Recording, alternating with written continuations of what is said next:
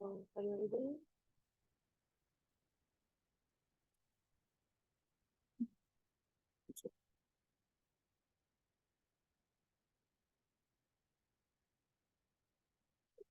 With one.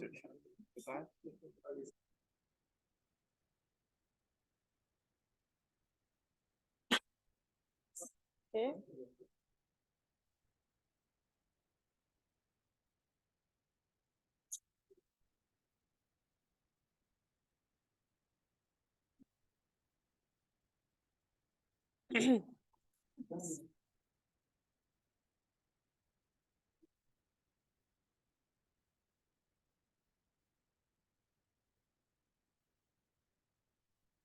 So, hello again.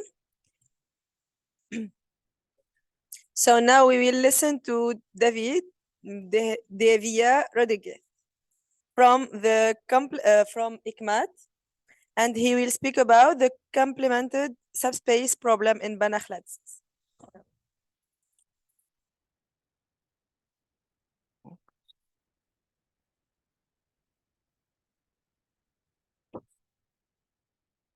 First of all, thank you very much to all the organizing committee for the invitation and the opportunity to speak here.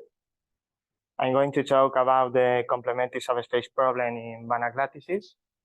The reason why I'm going to speak about this problem is that we, Gonzalo Martínez Cervantes, Alberto Salguero, Pedro Tracete, and I have discovered that we have discovered a counterexample to this question. We haven't constructed a specific counterexample to this problem. We just use a counterexample constructed by Alberto Salguero and Banach to the complementary subspace problems, but in the C of K space, in the case of the C of K spaces. Okay. I'm going to present the problem. I will begin with a quote of an article of Pete Kasatz, Nigel Canton, and Leo Safridi, which says the following: one of the most important problems in the theory of Banach lattices, which is still open, is whether any complementary subspace of a Banach lattice must be linearly isomorphic to a Banach lattice. Okay? I will recall what is the definition of a Banach lattice. It's a Banach space X equipped with a lattice order. That is, for every pair, we have an infimum and supremum of these elements. And this order is compatible with the linear structure of X and with the norm in this sense. The first property is the compatibility with the linear structure of the space. Okay, this condition. And the second condition is the compatibility with the norm of the space. Okay, if the modulus of an element X is majorized by the modulus of an element Y, then the norm of X is majorized by the norm of Y. Okay, this is the definition of a Banach lattice. Okay, and the complementary subspace problem is the following questions: are complementary subspace in Banach lattices isomorphic to Banach lattices? This is the terminology that I'm going to use throughout the presentation. By anisomorphism between two Banach spaces E and F, I mean a bijective continuous linear mapping whose inverse is also continuous. Okay?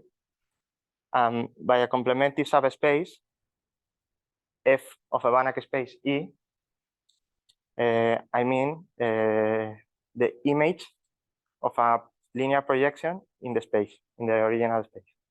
Okay? F is the image of certain projection. This is a complementary space. And when I say subspace of a Banach space, I mean a closed subspace, because closed subspaces are also Banach spaces, and we'll focus on them. Okay, this is a remark about this problem. If X denotes a Banach lattices and E is a complementary subspace on on X. When I say this, I'm not assuming any relation between the lattice structure of the Banach lattice X and the projection P. Okay, for example, if we assume that our projection is a lattice homomorphism, that is, it preserves the lattice operations, okay, supremum, modulus, and infimum, then it would be a sublattice. So that case is not interesting, for example. And if we assume that our projection is positive, for example, that is P sends positive elements into positive elements, then we can define an order in E, the space, in this way. We can use the same order which is defined in X, and if we define the lattice operations in this way, the supremum of X and Y is the projection of the supremum of X and Y in the original seen as elements of the Banach lattice X, and the other lattice operation like this. And then if we run the space E in this way, we obtain a Banach lattice again. So the image of positive projections could be renormed to be Banach lattices. Okay, but I'm not going to assume any relation between the lattice structure of X and my projection. It's just a linear projection. Okay? So a reasonable starting point to think about this problem is to look at the known examples of Banach spaces which are not Banach lattices. Okay, because many of the usual Banach spaces which we deal with then are Banach lattices. For example, the Jensen space, which is an example of a Banach space which is isometric to its bidual, but it's not reflexive, is an example of a Banach space which cannot be isomorphic to a Banach lattice. Okay, and the reason is that this space cannot contain copies of C0, but it's not weakly sequentially complete. Okay, a Banach lattice when a Banach lattice does not have any isomorphic copy of C0, then it's weakly sequentially complete. But the Jensen space doesn't have this property, so it cannot be isomorphic to a Banach lattices. Another example is the Carlton-Peck space, and the reason why this space cannot be isomorphic to a Banach lattice is that the Carlton-Peck space doesn't have local and conditional structure. Okay, in the sense of Gordon-Lewis, I want to define this property. And another famous example is the Gowers-Murray example of a Banach space which does not have unconditional basis sequences. Okay, because every Banach lattice has unconditional basic sequences. Okay, and these properties are preserved by isomorphisms in the sense that I said before. Okay. But the problem is that these criteria are also true for complemented subspace problems in Banach lattices. So we cannot use them to distinguish between Banach lattices and complemented subspace problems in Banach lattices. Okay.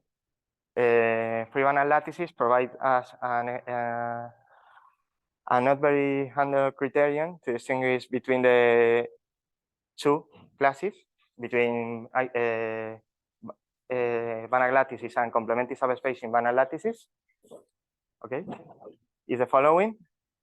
A Banach space is complemented in a Banach lattices if and only if is complemented in its free Banach lattice. And we also have the Banach space is isomorphic to a Banach lattices if and only if there is an ideal in its free Banach lattices such that we can decompose the free Banach lattices in this way. But this is not a very tractable criterion. And I'm going to point out some famous conjectures and some positive answers related to this problem.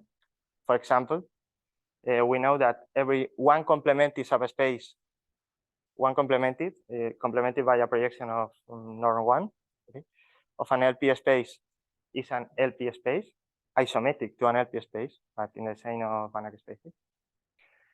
And a very famous conjecture is if every complemented subspace of L1, capital L1, is isomorphic to little l1 or to capital L1, the only possible complemented subspace up to isomorphism maybe are this. Another result is that every one complemented subspace of a separable C of K space is isomorphic to a C of K space, but we don't know if every complemented subspace of C01 is isomorphic to a C of K space, okay, with K metric stable. And in the complex case, we know that every one complemented subspace of a space with one inconditional basis also has one inconditional basis. Okay, but only in the complex case. In the real case, this fails even in finite dimension.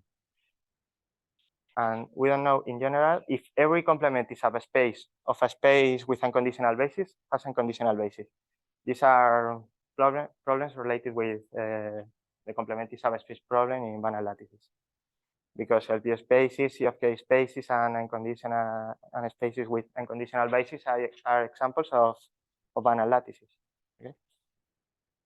And recently, Gregor Spelvanek and Alberto Salguero have constructed an example of a complemented C of K of a complemented subspace of a C of K space, which is not isomorphic to any C of K space. Okay, and I will denote this counterexample with this. Okay, PS2. Okay, and more recently, Gonzalo Martínez Cervantes, Alberto Salguero, Pedro Tagacete, and I have observed that this counterexample cannot be isomorphic to any Banach lattices. Okay, but this is part of a work in progress. We are okay. I need to recall some properties about this about skip LP spaces. It's an important class of Banach spaces. Given P between 1 and infinity and lambda greater or equal to 1, we say that a Banach space S is an skip LP lambda space if for every finite dimensional subspace E of X, there is a finite dimensional F subspace F of X, such that F contains E, and F is isomorphic to a finite dimensional LP space with constant less than lambda up to an epsilon. Okay, and we say that a Banach space is an script LP space when it's an script LP lambda space for some lambda. These spaces were studied by Linde, Strauss, Pelczynski, and Rosenthal. And I'm going to remark some properties. Okay, the famous The most common examples of script LP spaces are the LP space for some measure. Okay, these are script LP space for any p between 1 and infinity. And another important example is the CFK spaces, which are script L infinity. This property, being an script LP space, is preserved by isomorphisms in the sense of Banach spaces. And every complemented subspace of an script L1 is an script L1 space. Okay? And this is true for p equal to 2 and p equal to infinity. But if we choose p distinct from 1, 2, or infinity, complemented subspace could be a script L2 also. Okay. And I'm going to talk about first remark about the PS2 space. This is the PS2 is, as I already said, the counterexample constructed by Alberto Salguero and Banach to the complemented subspace problem in the CFK space case. Okay. Since it's complemented in a CFK space, it's an script L infinity space. Okay. And what is an ASAP M space? I need this definition. An ASAP M space is a Banach lattices which satisfies this. For every 2 positive elements, we have that the norm of the supremum is the maximum of the norms. And this space can be identified with sublattices of CFK spaces. This is a Kakutani representation theorem. And a consequence, or okay, since PS2 is an script L infinity space, if it were isomorphic to a Banach lattice, then it would be isomorphic to an ASAP M space. I'm going to explain why, or to give an idea of this.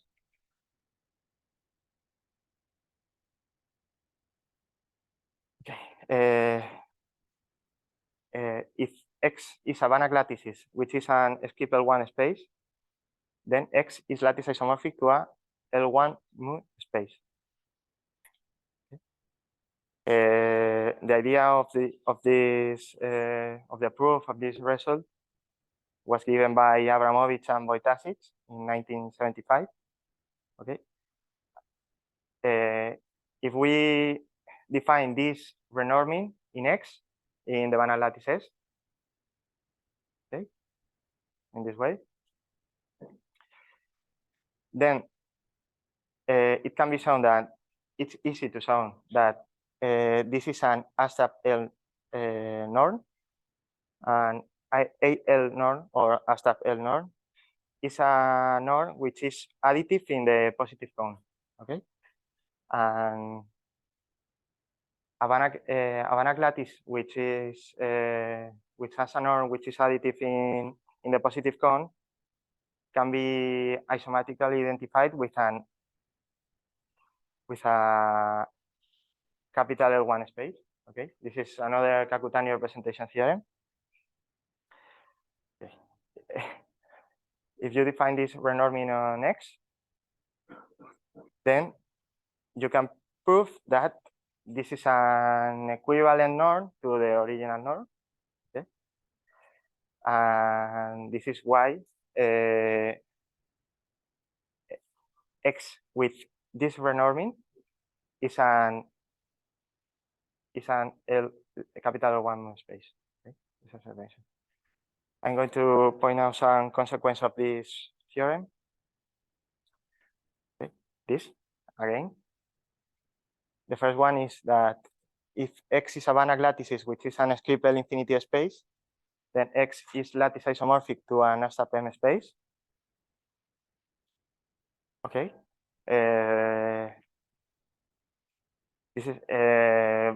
This can be proved easily by duality. Okay, properties of script script LP spaces. I'm not going to detail this. And another consequence of this theorem is that if X is a complementary subspace of a capital L1 space, if X, the complementary subspace, is isomorphic to a Banach lattice, then it is isomorphic to a capital L1 space. This is consequence of a property that I mentioned before. Complementary subspace of skip L1 spaces are also skip L1 spaces. So if you have an skip L1 space which is isomorphic to a Banach lattice, then it is isomorphic to a capital L1 space. Another consequence is this. If we have a separable complementary subspace in a C of K space, then which is isomorphic to a Banach lattice, then it's isomorphic to a C of K space. Okay, if we have a complementary subspace in a C of K space, which is a Banach lattice, it is isomorphic to an abstract M space. And by a theorem of Benjamini, we know that abstract M space, which are also separable, are isomorphic to C of K space. So, and another consequence is this. If the complementary subspace problem in Banach lattices, okay, had a positive answer in the separable setting, we would have a positive answer to these important conjectures that I mentioned before. Okay, every complementary subspace of capital L1 would be isomorphic to little L1 or capital L1, and every complementary subspace of C01 could be isomorphic to a C of K space. But if the complementary subspace problem in Banach lattices had a positive answer, okay, in the separable setting. The example of the counterexample constructed by Alberto Salguero and Gregos Banach is non-separable, so we don't know if this problem is true or false in the separable setting. This is why I mentioned this.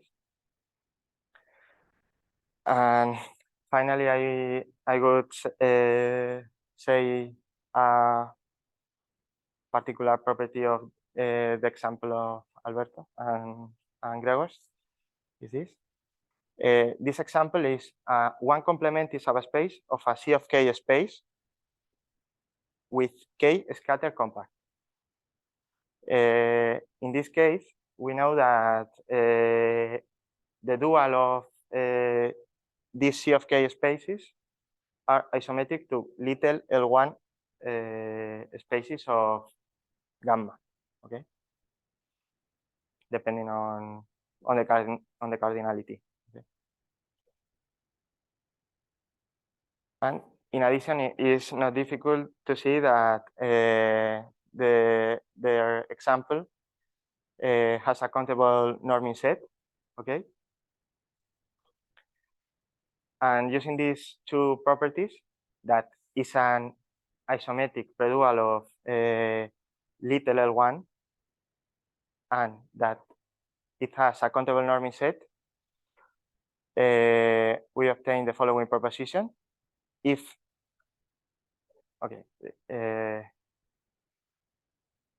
the PS2 space were isomorphic to a Banach lattices, then it could be isomorphic to a sublattice of little L infinity.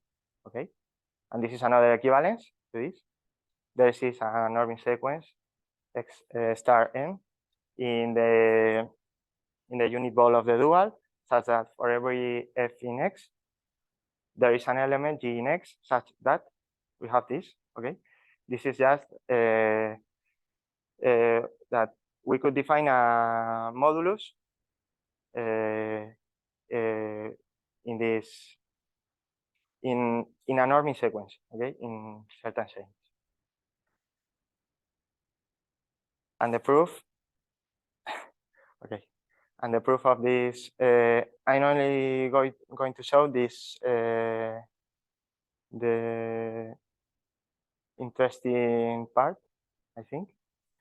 One implies two, okay. suppose that X is isomorphic to a Banach lattice, okay, by the theorem that I've mentioned before, then it could be isomorphic to an abstract M space, okay. I denote this abstract M space by Y.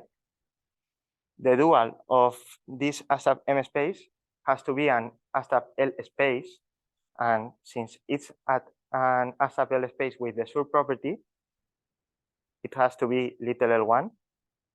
Okay. Now we take a countable norming set for the dual of E star, for the dual of Y. And we write each element of the countable norming set in this way, okay, in terms of the canonical basis of little L1. And then we define this set as, okay, alpha in capital gamma, such that lambda alpha m is distinct to 0 for some m. This is a countable set because it's a countable union of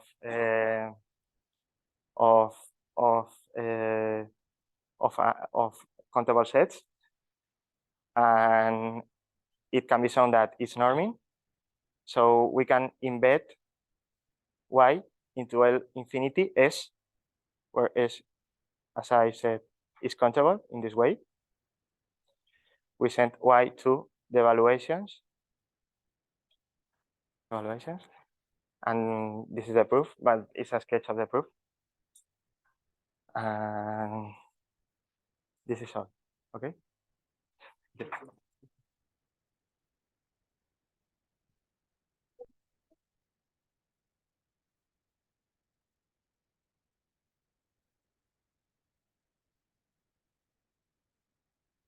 It's not really a question. I just want to see something. Can you go back to the slide where you had the lattice homomorphism, please? It was away in the beginning, somewhere here. Back, over here. Down 1 point. Yes. So lattice homomorphisms are positive. So with that second point there, have you thrown away, is P no longer lattice homomorphism? Okay. Okay. I was just needed to make sure it wasn't the same one. Don't speak at the same.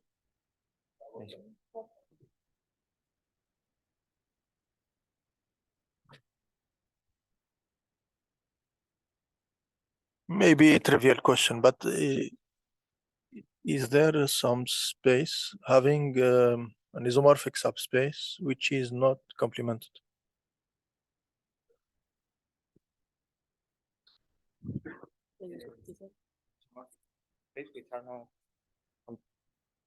Okay.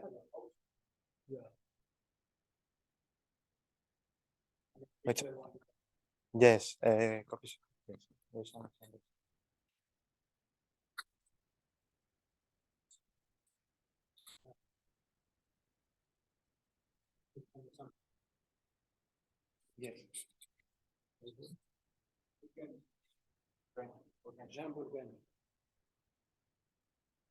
Yeah, so I think there is an example by Jean Bourgain that you have a subspace of L1, which is isomorphic to L1, but it's not complemented. Well, it's by someone who only does difficult stuff, so I guess it's difficult. Yes.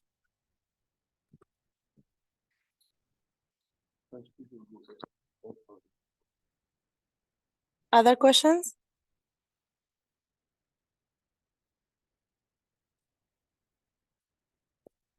My question is every complemented subspace of a script LP space, If I take a script LP space and a subspace which is complemented in the LP space, is this subspace complemented?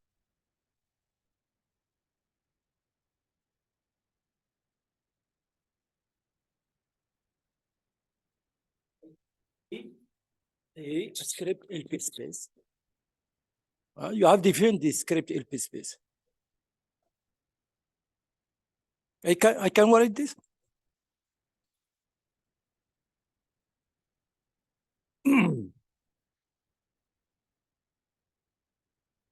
I take a script LP space and F, which is complemented,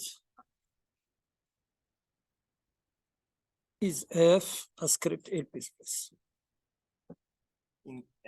Okay, in the case when P is equal to 1, 2, or infinity, this is true. Equal 1 is true. Yes, 1, 2, or infinity. P equal infinity. Yes, in these three cases, it's true. Yes. If you take a complemented subspace, P equal 1 or P equal infinity. infinity and 2. And 2. And 2. For 1? For 1, for 1, yeah. True. Yes, it's true. But script 2 is, yes. No, 2 and infinity. And 2 and infinity. But if you take this thing from this case, this thing from to 1 or to 2 or infinity, then it could be isomorphic to a Hilbert space, the complemented subspace. Okay. For example, little L2 is complemented in LP01. Okay. We could have this case, but no more. Okay. When P is distinct from 1, 2, or infinity, we could have this. A Hilbert space isomorphic.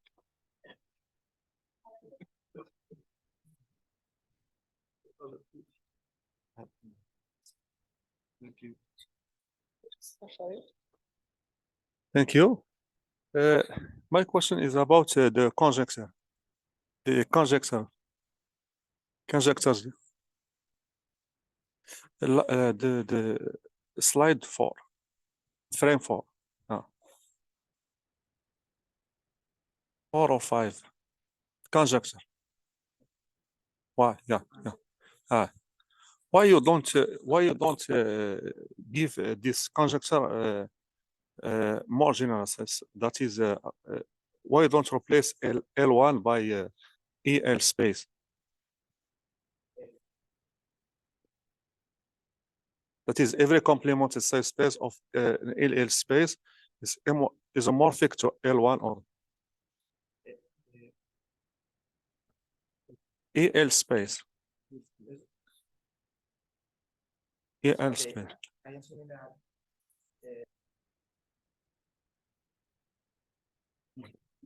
The separable case. When you are in AL space, in the separable case, could be only isomorphic to little L1 or capital L1. This is R up to isomorphism, the only separable AL space. And I think that this is the most common way to pose this conjecture. In the separable case, we only could have these two AL space. Separable case.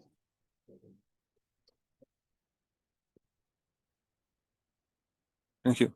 In recent work, I proved that if we have A as order continuous, then the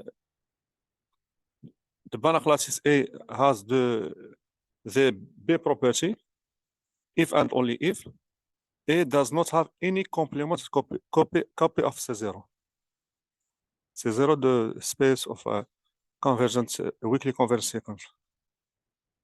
But I'm a long time ago, I'm interested in this type of question, but I still know I don't find an example which show that this condition is necessary or is not unnecessary. But do you have, Mr. Pedro, do you have any idea about B property? B property, that is every order bonded in the radial is order bonded.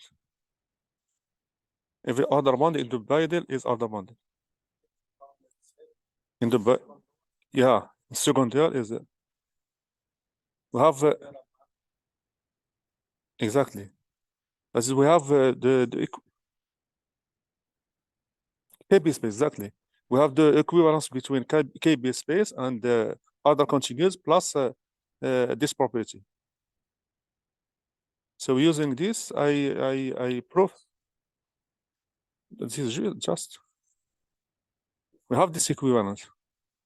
If A is a KB space, in fact, this is shown by Turk Alpay, I think the Alpay and Altan.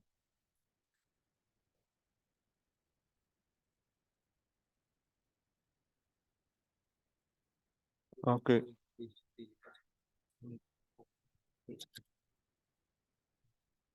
So, if there are no more questions, let's thank the speaker again.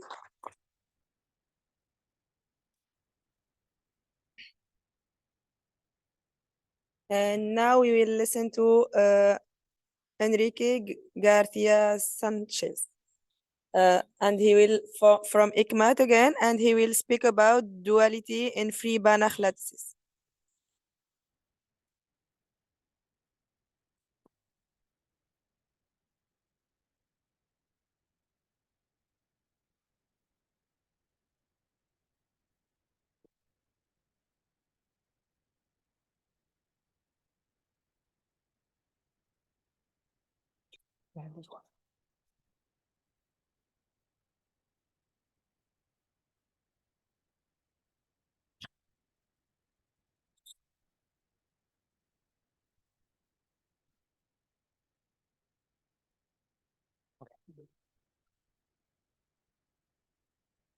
Well, so thank you all for coming, and thank the organizers for inviting me to this talk.